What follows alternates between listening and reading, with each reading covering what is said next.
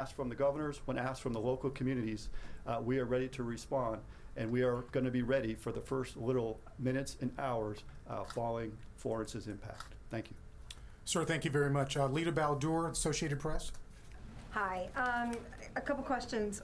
General, specifically, you talked about the Kearsarge and the Arlington.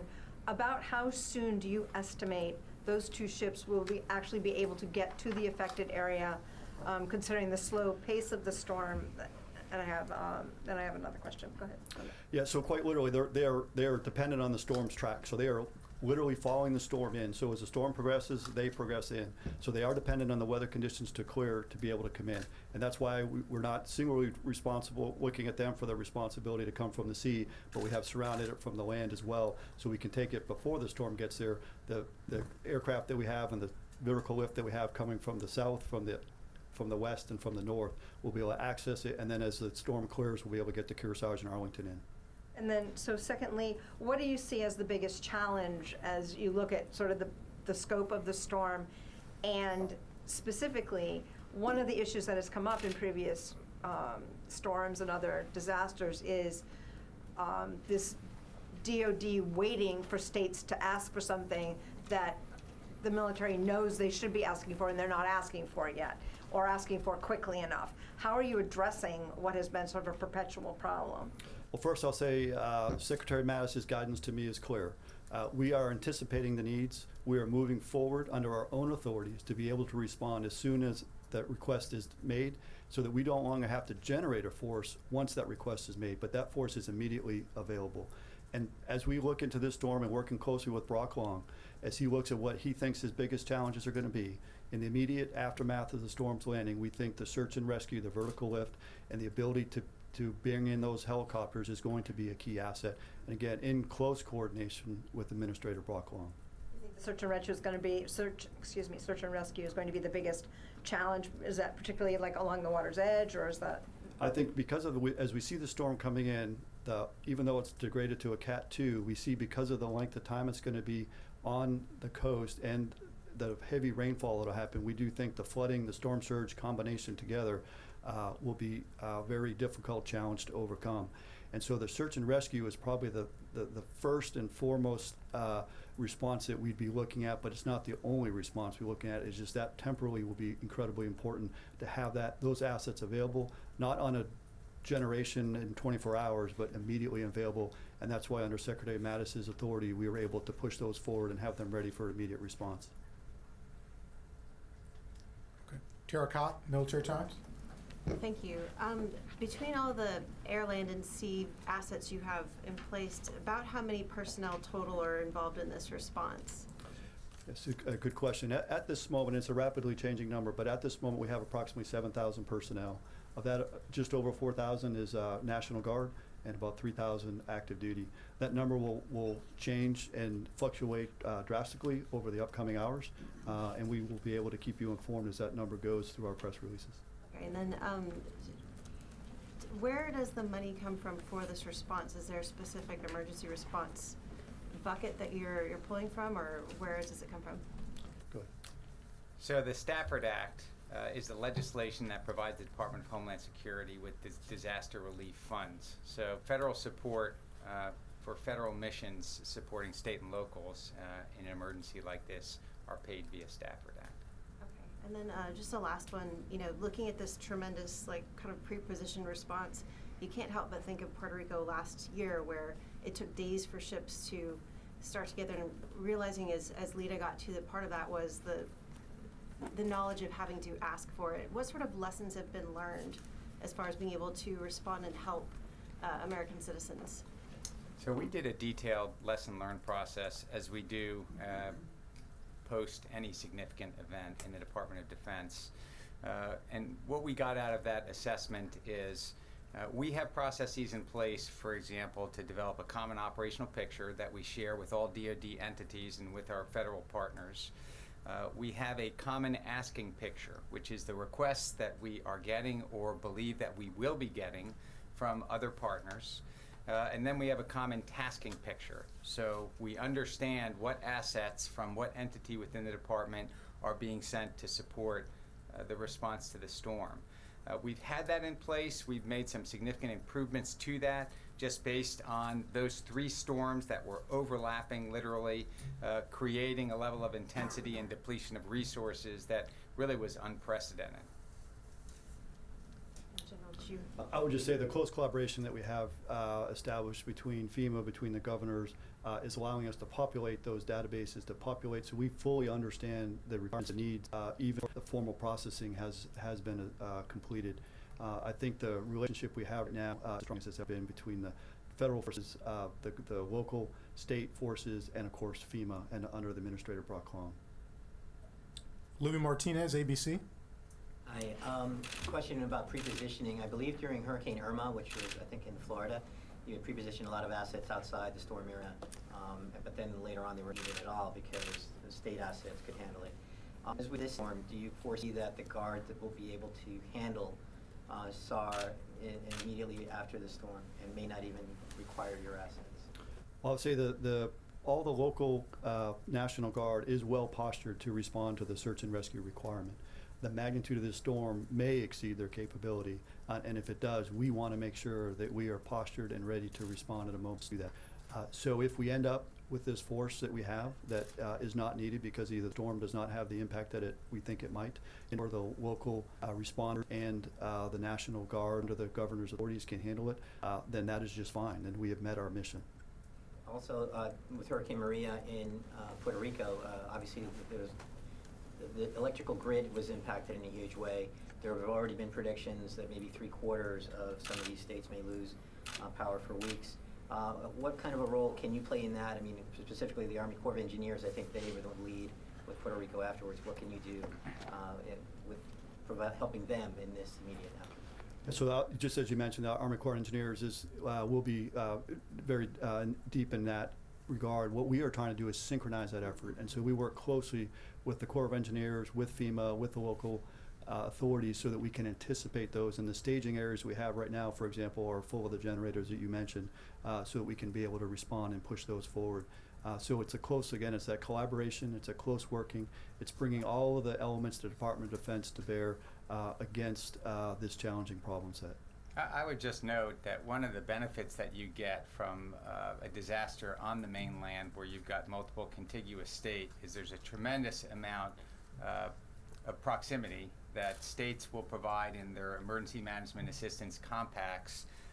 There are electrical repair vehicles heading towards the southeast coast from all over the country as we speak, massing on the outskirts of where the hurricane will have the most impact, ready to go in. If that's not sufficient to meet the need, then the states will make a request of FEMA, and DoD will be there with assets as requested by them to meet the need. Sylvie Lantome, AFP. Thank you, sir. Do you have an idea of how many people were evacuated from the coastal area? I heard the figure over 1 million today, but that was probably as of earlier today. We don't have those statistics. I don't know if General O'Shaughnessy No, I'll probably direct you to FEMA for the direct answer. Tom Squitieri, Talk Media News. I don't have a question. Sorry, I was scratching my head. Oh, I'm sorry. Okay. Thank you. Lucas Tomlinson, Fox News. General, what specifically are you doing differently this year compared to last year with hurricanes?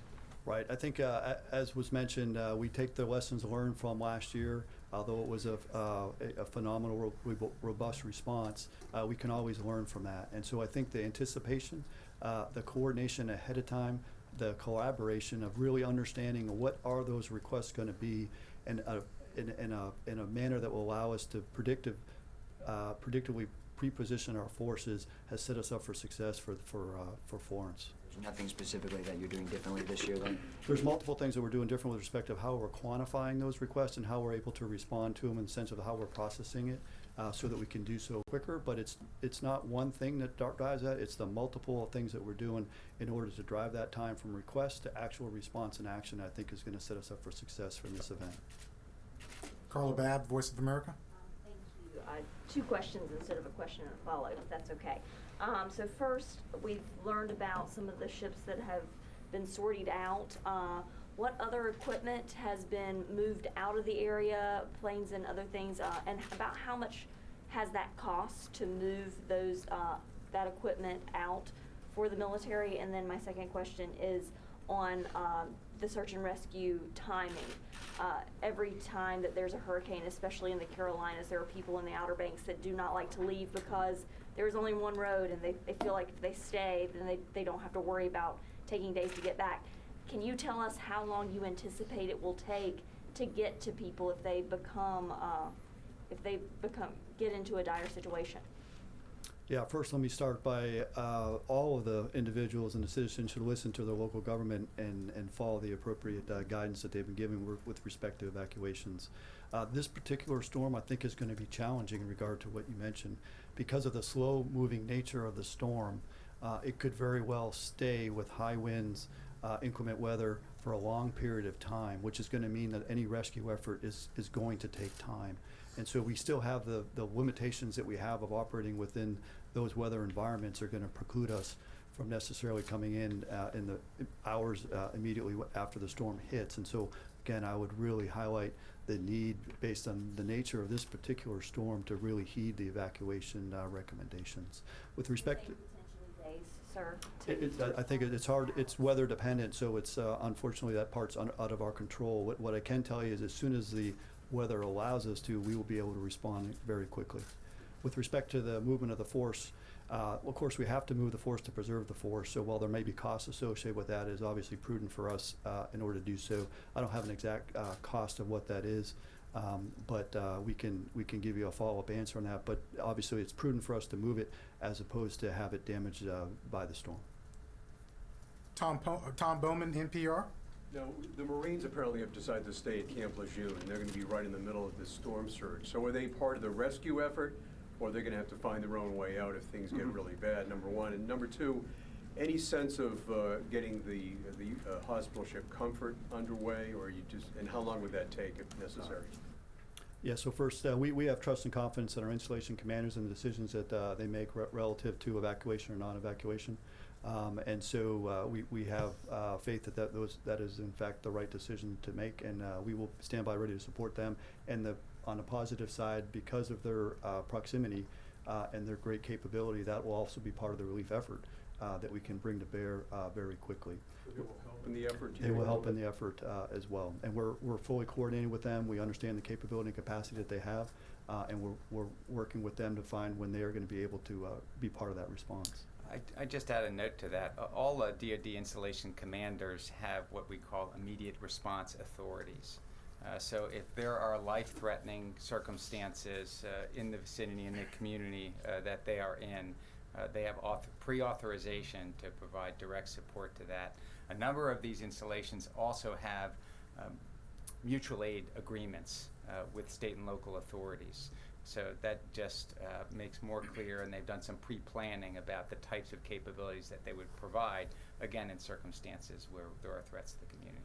I'll probably take this opportunity to, but first I take the opportunity to highlight the first responders and the amazing work that they have done and will continue to do in this effort. And of course we want to marry up with them and be supportive of them.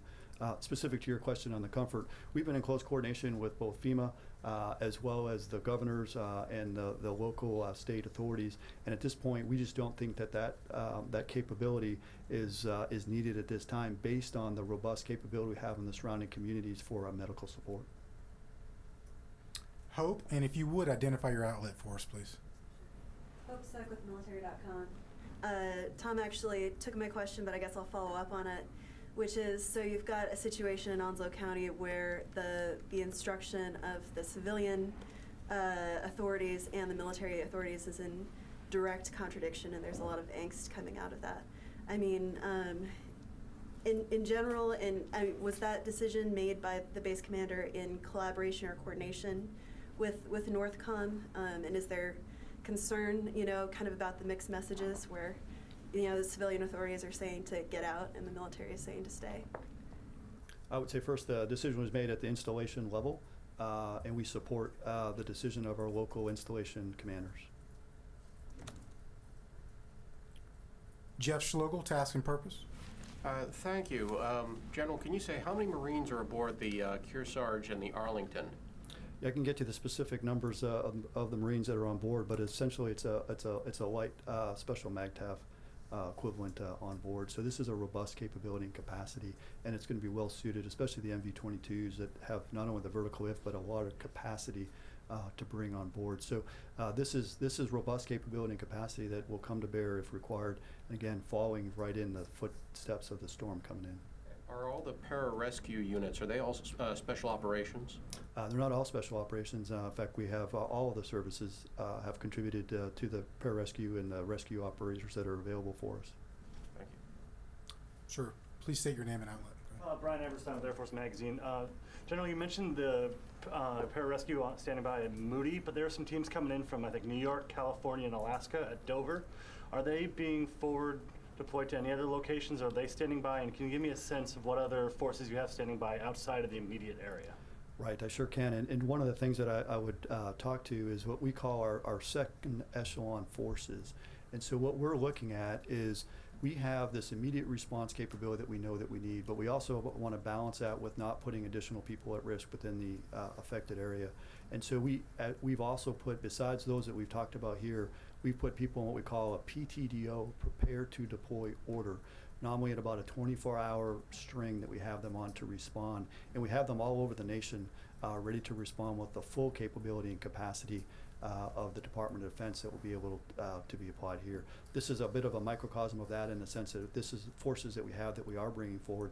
In this case, these are Guard forces that have been brought forward under the agreements between the states to bring that capability forward, that we know we have great rescue capability within those 3 units. So they're staying at Dover for now? Staying over for now, but they will be moved forward. Ryan Brown, CNN. Hello, General. Thank you for doing this. You talked a little bit about preserving the forest and the need to move certain assets out of the area. Do you have a kind of an overall number of how many assets and personnel have been relocated, given the high concentration of military facilities in the Carolinas and in the area? Do you have an overall number of how much has been relocated? We can get that number for you, but it will be a moving target in the sense that there's some that moved out early, there's some that are continuing moving out now, and then we'll also be bringing them back in a stair-stepped manner as well. But we can continually update on that movement of that number that will be over time continually changing. Courtney Cubey, NBC. Hey, one quick one for you, General Shaughnessy. The prepare to deploy order, how many people are on that right now? Do you know how many? 1,000? It is thousands of people and units across the entire Department of Defense. It is across all services, so the Army, the Navy, the Air Force, the Marines are all contributing to that force. That the individual units have been sourced in the sense of they know that they're on that PTDO and they are prepared to respond. Then I know this is kind of a tough question, but what do you think, I mean, so once the storm hits, what do you think is going to be the first military assets that start responding? You mentioned search and rescue, but are we talking about helicopters and things off of the ships because they're coming in behind it, and so they will have, the weather will, are we talking land, like vehicles driving up? I think it's going to be both the helicopters and the land vehicles coming from the south and the west and the north would be the first responders, depending on exactly how the storm tracks. But they'll be able to get in because of the weather conditions, get in sooner than probably coming in from the sea. But that said, we'll have to watch the changing weather conditions to see which will be first. So like the guys from down at Fort Stewart in the high vehicles, they'll probably be among the first.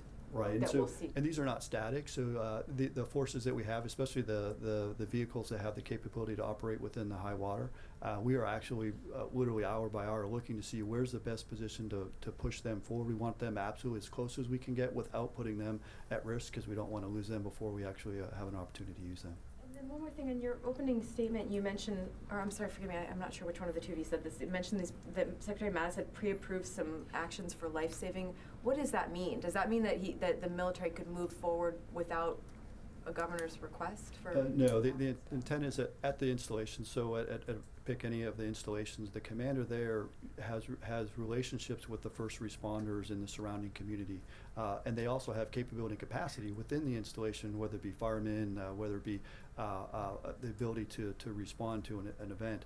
that commander has the ability to use that force, the force that they physically have on that installation to support the local community efforts there for the life-saving type events. But in addition to that, the Secretary of Defense, a number of movements of Title X U.S. forces into states to provide relief operations require his authorization. So he pre-authorized, so there would be no delay in responding to requests when we receive it. He pre-authorized the authority for those forces to be provided, typically through FEMA or HHS if there's a medical need. Is that standard or is that new? Is that a... That's standard. Tara Kopp, Military Times. Thank you. I just had a couple of follow-ups on the so on the search and rescue. You know, we've previously seen, especially with Harvey, multiple basket rescues of people on roofs. But one of the things that came out of that is that the Osprey wasn't best suited for that because it's so powerful that it was, you know, people couldn't get in the baskets. What are you going to envision using the Ospreys for? And then once people are rescued, are they being taken back to the Kearsarge? Or are they being taken? Do you have a forward position that you want to bring these people to for medical care and other? We do, and that's rapidly changing as well, but that's in close coordination with FEMA and with the local authorities, and each individual rescue effort will be specific to that effort and coordinated within the search and rescue enterprise. Specific to your MV-22 question, it has amazing capability, and that capability is that we can bring in a much heavier footprint with the MV-22, and we can use it to either bring position forward, bring supplies in, bring capability into place that you couldn't obviously land an airplane, you couldn't drive a vehicle, and you can access things with the MV-22 with enough capability and capacity to carry within it that makes it a tremendous asset. Okay, so it's more for carrying things and not for doing the Correct. individual. That is correct. Nancy Youssef, Wall Street Journal. Thank you. I wanted to clarify one point earlier. You said 7,000 troops, I'm assuming, are in position, and then thousands other are prepared to deploy. Is that accurate? That is correct. And then the other question I had was, we've heard reports that there have been funds cut from FEMA and gone to other places, and I'm curious if that has demanded that DoD provide additional funds that perhaps they didn't have to provide last year in support of hurricane rescue relief. And working with very closely with Administrator Long, I have not seen that be a factor. All the decisions that are made based on the requirements that are funneled up from the bottom-up approach. And so we have not changed our actions based on anything that you mentioned there, and nor has I seen from Administrator Long a change in his perspective. And funding requests or funding. That's right. Lita Baldor, AP. One other quick follow-up. You've talked about the duration and breadth of the storm and the electricity issue. Did you forward place more generators? Was there a bigger effort to get more of those? Do you have any sense of how much your electricity generating capability is going to be? Yeah, I think in this case, as was mentioned, I think first is the civilian response to this is going to be robust, and we already have that in place in close coordination with FEMA. We have a good understanding of what that response is. In addition to that, though, we want to be prepared, and that's why we have the additional from the Army Corps of Engineers and others generator capability, because we know typically in this type of incident, that power generation can be a factor, especially given the length of the storms sitting there. We could have some significant damage to the power infrastructure, and so we just want to be prepared for that. But again, the first response is again from the local governments, and then through FEMA asking for our capability within the Corps of Engineers as an example. Do you have a size or number or anything of the military potential response for that? I couldn't put it in a relationship to last year's effort. I don't have a ratio as it compares to last year's number. So Any sort of, you don't have it? Jeff Schlegel, Task and Purpose. A question for both of you. Can you talk about the role of posse comitatus here? Does that mean that any law enforcement missions will be carried out strictly by the National Guard under state status because federal troops are not allowed to enforce civilian law in the United States? So typically in a disaster, the Department of Defense provides no Title X law enforcement. That's provided by National Guard and state active duty status, local police. Federal law enforcement will often augment disaster areas if requested by the state. So Department of Defense law enforcement would be a very unique circumstance and would require special legal considerations. So you don't expect federal Title X forces to be serving any kind of law enforcement No, we capacity? don't. Air Force Magazine? Last year during Harvey and during the fires over the summer, MQ-9s helped coordinate response and RC-26s. Are there any plans to use military ISR to help out if needed? Are there any on standby?